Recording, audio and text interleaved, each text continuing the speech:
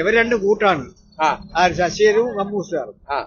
അപ്പൊ അതുകൊണ്ട് ഇവര് എന്തായാലും BJP-ക്കാരെ സമ്മതിക്കില്ല.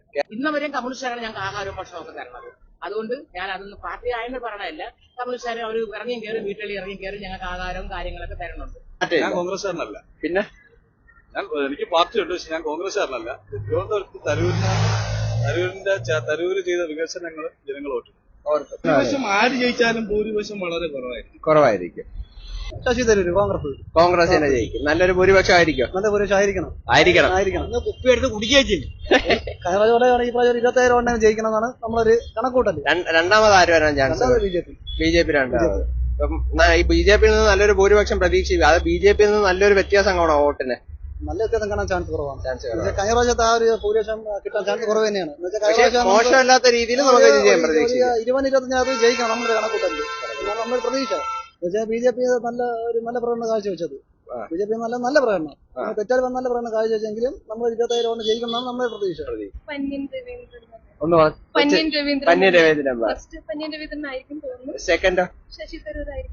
പന്ന്യൻ രവീന്ദ്രൻ ശശി തരൂരിൽ നിന്ന് നല്ലൊരു ഭൂരിപക്ഷത്തിലെ വിജയം ഉറപ്പ്.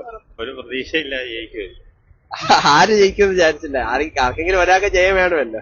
ആരാകാനാണ് ചാൻസ് കൂടുതൽ ചേട്ടന്റെ മനസ്സിൽ? തരൂര് ജയിക്കാൻ ചാൻസ് ഉണ്ടോ മറ്റുള്ള രണ്ട് പാർട്ടിയിൽ നിന്ന്? തരൂരിനാണ് ജയിക്കാൻ വിജയ ശതമാനം കൂടെ.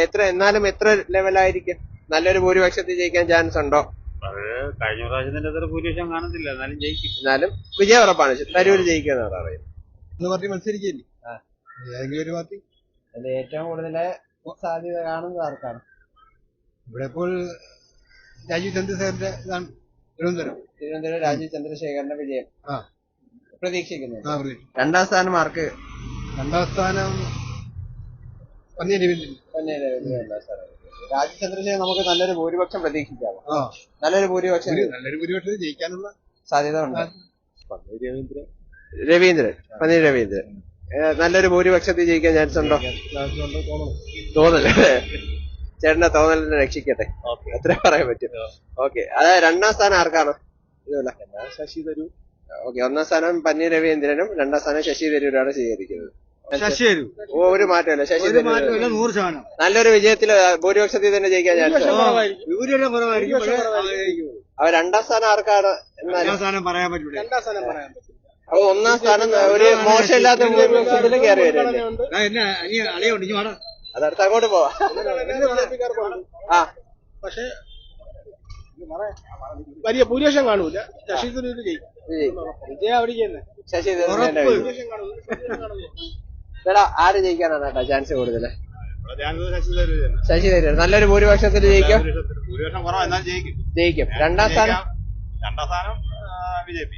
BJP-ക്ക് രണ്ടാം സ്ഥാനം. ഒന്നാം സ്ഥാനം ശശി തരൂർ. രണ്ടാം സ്ഥാനം വരാൻ സാധ്യതയില്ല. കാരണം ഒന്നി പന്നി അല്ലെങ്കിൽ ശശി തരൂർ. ഇവർക്ക് രണ്ടുപേർക്ക് മാത്രം അവരാണ് രണ്ടുപേരും. ശശി തരൂർ മോശമല്ലാത്തൊരു ഭൂരിപക്ഷത്തില് ഇപ്രാവശ്യം ജയിക്കുമെന്നാണ് പറയുന്നത്. ഒരു 5,000 വോട്ട് ജയിച്ചാലും മതി. 5,000 വോട്ട് ജയിച്ചെത്രയാണ്? അതുകൊണ്ട് ചേട്ടൻ പറയും. അതുകൊണ്ടാണ് പറഞ്ഞത് 5 അത് മതി. 5 മതി. ശശി തരൂർ തന്നെ ജയിക്കും. 100%. ഒരു മാറ്റമില്ല. ഇവര് പറഞ്ഞ പോലെ മോശമല്ലാത്തൊരു ഭൂരിപക്ഷമാണ്. നല്ലൊരു ഭൂരിപക്ഷം കാണാം. നല്ലൊരു ഭൂരിപക്ഷത്തിൽ ജയിക്കും. രണ്ടാം സ്ഥാനം നമുക്ക് പ്രതീക്ഷിക്കാമോ ആർക്കെങ്കിലും? പറയാൻ പറ്റില്ല. BJP ആയിരിക്കും. ഈ രണ്ടാം സ്ഥാനം പറയാൻ പറ്റുമെന്ന് പറയാം. ഇവർ രണ്ട് കൂട്ടാണ്. ശശികരും കമ്മ്യൂണിസ്റ്റുകാരും.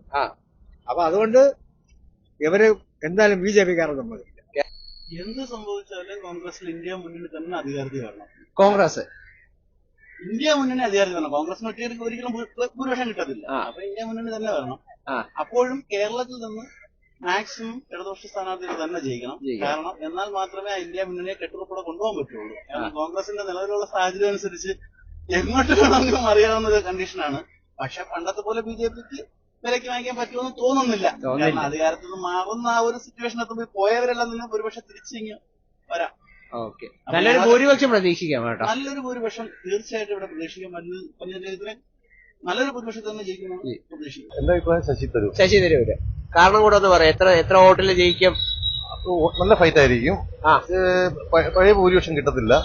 നോർമലി ഒരു 15-20 ആ റേഞ്ചിൽ പോകും. 15-20 വിജയിക്കാൻ ചാൻസ് ഉണ്ട്. കാരണം സംഭവിക്കത്തില്ല. നിങ്ങളുടെ അഭിപ്രായത്തിൽ LDF ജയിക്കാൻ നല്ലൊരു ഭൂരിപക്ഷത്തിൽ ജയം ഉണ്ടാവും. നല്ലൊരു വിജയം ഉണ്ടാവും. വിജയം ഉണ്ടാവും. രണ്ടാം സ്ഥാനം ആർക്ക് പ്രതീക്ഷിക്കാം? അതാണ് ശശി തരൂര്.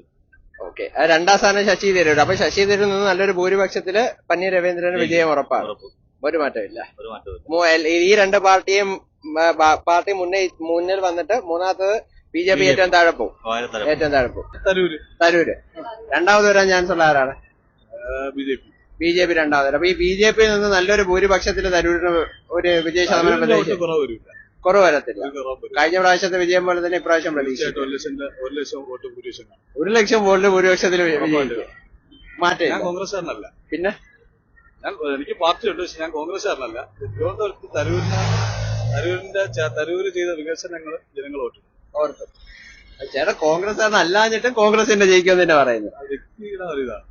അതായത് നമുക്ക് തന്ന വികസനങ്ങളും കാര്യങ്ങളും നോക്കിയാണ് ചേട്ടൻ ഇത്രയും കാര്യങ്ങൾ പറഞ്ഞത്. ഇനിയും തരൂര് വന്നു കഴിഞ്ഞാൽ നല്ല ഇതിനേയും കാലം നല്ലതുപോലുള്ള വികസനങ്ങളും നമുക്ക് പ്രതീക്ഷിക്കാം. വയസ്സ് 40 നല്ല ചെറുപ്രായത്തിൽ ഓട്ടോടെ ഇറങ്ങിയതാണ്. ഏറെക്കുറെ തരൂര് വന്നതിന് ശേഷമാണ് ഇവിടെ ഒരു വികസനം. നമ്മളെ കോവിഡ് സമയത്ത് തന്നെ ശരിക്കും അത് ഇവിടെ ചർച്ച ചെയ്യാതെ പോയൊരു വിഷയമാണ്. പിണറായി വിജയൻ ഉൾപ്പെടെ മുഖ്യമന്ത്രി ഉൾപ്പെടെ പറഞ്ഞു കേരളത്തിന് തരൂര് ചെയ്ത സംഭാവന എന്താണ്. വിദേശ രാജ്യങ്ങളിലുള്ള ഇടപെടൽ നടത്തി ഒരുപാട് കാര്യങ്ങൾ തരൂര് നമ്മളെ കേരളത്തിന് വേണ്ടി ചെയ്തു. നമ്മുടെ മണ്ഡലത്തിന് മാത്രമല്ല, കേരളത്തിന് വേണ്ടി. കേരളത്തിന്. അപ്പം ഇനിയും ഒരു വിജയം പറഞ്ഞതാണ് ഞാൻ പറയുന്നത്. അല്ല, ഇനിയും ഒരു വിജയം വന്നു കഴിഞ്ഞാൽ ഇതിനേയും കാലം നല്ല രീതിയിൽ ഒരു ഭരണം കാഴ്ചവെക്കും. അദ്ദേഹം എവിടെ വിദേശയാത്ര നടത്തണ്ടേ, അത് അദ്ദേഹത്തിന്റെ. പക്ഷെ മണ്ഡലത്തിൽ അദ്ദേഹം കാര്യമായി പ്രവർത്തനം ചെയ്തു. എല്ലാ രീതിയിലും നമുക്ക് ഉപകാരിയാണ് എന്നാണ് പറയുന്നത്. ജയിക്കുന്നതിന് ഒരു രാഷ്ട്രീയക്കാരന് ബിസിനസ് നടത്തിക്കൂടാന്നില്ലല്ലോ. ബിസിനസ് നടത്താം. ഓക്കെ, ആർക്ക് ബിസിനസ് ആണ്? ഗാന്ധിജി അതാണ് പറഞ്ഞത്, ജോലി ചെയ്യണവനെ രാഷ്ട്രീയത്തിൽ പൊതുപ്രവർത്തനത്തിൽ ഇറങ്ങാം. അങ്ങനെയുള്ളവന് പൊതുപ്രവർത്തനത്തിൽ വന്നാൽ പൊതുജനങ്ങളെ സ്വത്ത് എടുക്കാതിരിക്കും. പൊതുപ്രവർത്തനത്തിൽ ജോലി ചെയ്യാത്ത ഒരാൾ വന്നാൽ അവന് പൊതുമുതൽ മോട്ടിക്കണം. അപ്പം തരൂരിന് ഒരു മാറ്റമില്ലാതെ തീർച്ചയായിട്ടും ഇവിടെ പന്നീർ രവീന്ദ്രൻ ജയിക്കാനാണ് സാധ്യത. പന്നീർ രവീന്ദ്രൻ ജയിക്കാൻ ചാൻസ് ഉണ്ട്. രണ്ടാമത് ആർക്കാണ്? ശശി തരൂർ. അപ്പം ഈ 1-ലും 2-ലും നല്ലൊരു വോട്ട് വ്യത്യാസം കാണും. നല്ലൊരു ഭൂരിപക്ഷത്തിലായിരിക്കുമോ ജയം വരുന്നത്? ഭൂരിപക്ഷം കുറവായിരിക്കും. പന്നീർ രവീന്ദ്രൻ ഭൂരിപക്ഷം കുറവായിരിക്കും. ഭൂരിപക്ഷം കുറയും. അങ്ങനെ ജയിക്കുകയാണെങ്കിലും കുറയും. BJPക്ക് രണ്ടാം സ്ഥാനം നമുക്ക് പ്രതീക്ഷിക്കാൻ പറ്റത്തില്ല അല്ലേ? രണ്ടാം സ്ഥാനം പ്രതീക്ഷിക്കാൻ പറ്റൂല എന്ന് പറയാൻ ചെറിയ സാധ്യത ഉണ്ട്. അപ്പം പന്നീർ രവീന്ദ്രൻ നല്ലൊരു ഭൂരിപക്ഷം, മോശമല്ലാത്തൊരു ഭൂരിപക്ഷത്തോടെ ജയിക്കുന്നതാണ്. ഭൂരിപക്ഷം ആര് ജയിച്ചാലും ഭൂരിപക്ഷം വളരെ കുറവായിരിക്കും. ഓക്കെ, അപ്പം തവണത്തെ അപേക്ഷിച്ചിട്ട് വോട്ടിന്റെ 1 ലക്ഷം അടുപ്പിച്ച് വോട്ടിന്റെ ഭൂരിപക്ഷത്തിലാണ് ശശി തരൂർ ജയിച്ചത്. പ്രാവശ്യം അത്രയും ഭൂരിപക്ഷം ഉണ്ടാവൂല. ആര് ജയിച്ചാലും ഭൂരിപക്ഷം കുറവായിരിക്കും. ഇപ്പോഴത്തെ സാഹചര്യത്തിൽ ശശി തരൂർ ജയിക്കാനാണ്. തരൂർ നല്ലൊരു വിജയം നല്ലൊരു ഭൂരിപക്ഷം പ്രതീക്ഷിക്കുന്നുണ്ട്. അതുണ്ടാവൂല. ഭൂരിപക്ഷം കുറവായിരിക്കും എങ്കിലും ഒരു 15,000-20,000 വോട്ടിന്റെ ഇടയ്ക്കുള്ള ഭൂരിപക്ഷത്തിൽ ജയിക്കാൻ ചാൻസ് ഉണ്ട്. ചാൻസ് അല്ല, ജയിക്കും. 100% ജയിക്കും. അതാണ് ഒരു ഷുവർ. ഞാൻ ഒരു ഇടതുപക്ഷക്കാരനാണ്. പക്ഷെ എങ്കിലും ഇപ്പോഴത്തെ സാഹചര്യം വെച്ച് പറയുന്നതാണ് നമ്മുടെ ഇടതുപക്ഷത്തിന്റെ സ്ഥാനാർത്ഥി ഒരു അപവാദം ഇവിടെ അല്ലെങ്കിലും മൊത്തത്തിലുണ്ട്. അതിന്റെ ഒരു ട്രെൻഡ് അനുകൂലമായിട്ട് ശശി തരൂരിനും ഗുണമായിട്ട് മാറി വരും. ചേട്ടാ, രണ്ടാമത്തെ ഒരു സ്ഥാനം ആർക്കായിരിക്കും? എന്നാലും രണ്ടാമത്തത് ഈ തവണ തീരദേശത്തൊക്കെ നമ്മുടെ NDA BJPക്ക് ഒരുപാട് പ്രവർത്തന മികവ് ഉണ്ടായിട്ടുണ്ട്. അങ്ങനെയാണെന്നുണ്ടെങ്കിൽ അത് വോട്ടായിട്ട് മാറിയിട്ടുണ്ടെങ്കിൽ രണ്ടാം സ്ഥാനത്ത് രാജീവ് ചന്ദ്രശേഖരൻ വരാനാണ് സാധ്യത കാണുന്നത്. ഒന്നാം സ്ഥാനം ശശി തരൂരിനും രണ്ടാം സ്ഥാനം BJP ആണ് പ്രതീക്ഷിക്കുന്നത്.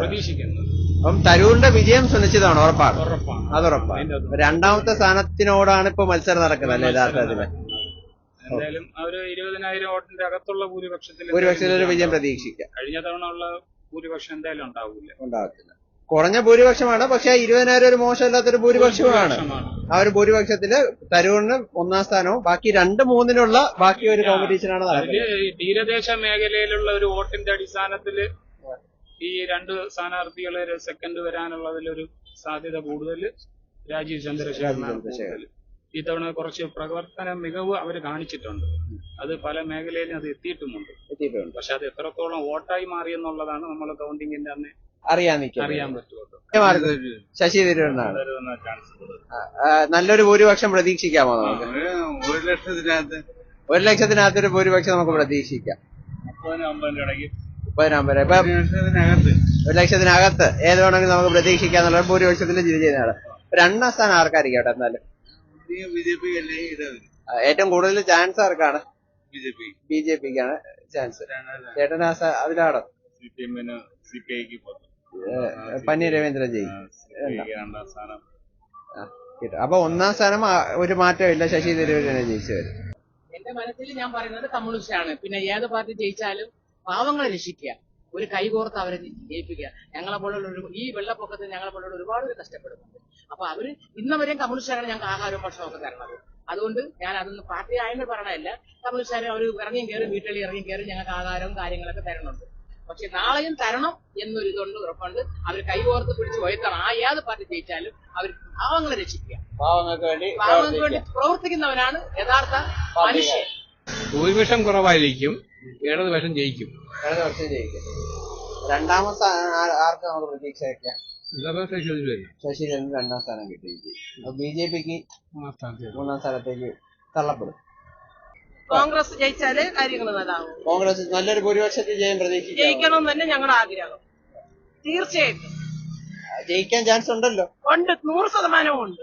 2ാമത്തെ സ്ഥാനം ആർക്ക് കിട്ടാൻ ചാൻസ് ഉണ്ട്? 2ാമത്തെ സ്ഥാനാർത്ഥി കോൺഗ്രസ്, മറ്റേ കമ്മ്യൂണിസ്റ്റ്. 2ാം സ്ഥാനം, കോൺഗ്രസ് 1ാം സ്ഥാനം, ശശി തരൂര് 1ാം സ്ഥാനം. തീർച്ചയായിട്ടും കമ്മ്യൂണിസ്റ്റ് ജയിക്കും. നല്ലൊരു ഭൂരിപക്ഷം പ്രതീക്ഷിക്കാമോ? പ്രതീക്ഷിക്കുന്നുണ്ട്. നല്ലൊരു 2ാം സ്ഥാനം ആർക്ക്? 2ാമത് കോൺഗ്രസ്, 1ാമത് കമ്മ്യൂണിസ്റ്റ്. CPI-കാരനാണ്. മനസ്സിലായോ? അപ്പൊ ഞാൻ ആര് ജയിക്കുന്നത്, പന്നിനെതിരെ ജയിക്കുന്നു ഞാൻ പറയുക സ്വാഭാവികമായിട്ട്. തീർച്ചയായും. അപ്പൊ പന്നിനെതിരെ ജയിക്കാൻ ഞാൻ പറയുള്ളൂ. ഇപ്പം നിങ്ങള് വേറെ കോൺഗ്രസ് പ്രവർത്തനങ്ങളോട് ചോദിച്ചു കഴിഞ്ഞാൽ അവര് പറയും ആര് ശശി തരൂർ ജയിക്കുന്നത്. ഒരു ബി ജെ പി പ്രവർത്തനോട് ചോദിച്ചാൽ അവർ ജയിക്കുന്നു. ഇതാണ് സ്വാഭാവികമായിട്ട് ഇങ്ങനെ നടക്കുന്നത്. അതാ വേറെ ഒന്നുമില്ല. ആര് ജയിക്കുന്ന ഇലക്ഷന് വോട്ട് ചെയ്തത് തുറന്ന മേഖലയിൽ നോക്കാം. അവിടെ ആര് ചെയ്തു എന്ന് ചോദിച്ചാൽ അവരെ വോട്ടിലാണ് ഇന്നത്തെ തിരുവനന്തപുരത്ത് ജയിക്കുന്ന ആള്. അറിയാം, കടലൂർ മേഖലയില് ആര് ജയിക്കും, അവര് ആർക്ക് കൂടുതൽ വോട്ട് ചെയ്ത് വെച്ചാൽ അവരാണ് ജയിക്കുന്നത്. അല്ലാതെ നമ്മളെ സിറ്റിക്കകത്ത് നോർമലായിട്ട് ജയിക്കുന്നവർ മാത്രമേ ഉള്ളൂ. അപ്പൊ ഞാൻ നിങ്ങൾക്ക് ചെയ്യും, അത് കഴിയുമ്പോൾ വേറെ തിരിച്ചു ചെയ്യും. ഇതാണ് ഇവിടെ തിരുവനന്തപുരത്ത് നടക്കുന്ന ഒരു സംഭവം നിങ്ങൾക്ക് അറിഞ്ഞാത്തോണ്ടാണ്. അപ്പൊ ഞങ്ങള് ഇപ്പൊ അങ്ങനെയാണ് ഒരാൾ മാത്രമേ ജയിക്കുള്ളൂ. കേട്ടോ, ഞാൻ ചോദിക്കട്ടെ, ഇപ്പൊ വ്യക്തിപരമായിട്ട് പാർട്ടി മാത്രമേ ഉള്ളൂ എന്ന് പറഞ്ഞ ആള് ജയിക്കണമെങ്കിൽ ആ സ്ഥിരമായിട്ട് അവര് മാത്രമേ ജയിക്കുള്ളൂ. നിഷ്പക്ഷമായ വോട്ട് കുറെ ഉണ്ട് നമ്മൾ തിരുവനന്തപുരം. അവര് ചെയ്യുന്ന വോട്ടിലാണ് ബാക്കിയുള്ളവർ ജയിക്കുന്നത്. അതാണ് കോൺഗ്രസും കമ്മ്യൂണിസ്റ്റും മാറി മാറി നമ്മളോട് കേരളം ഭരിച്ചുകൊണ്ടിരിക്കുന്നത്. മനസ്സിലായേ? രണ്ടുപേരും ജയിച്ചാൽ നമുക്ക് ഒരുപോലെയാണ്. ഞാൻ പാവം ഇത് ഓടിയ എന്റെ വീട്ടിലെ കാര്യം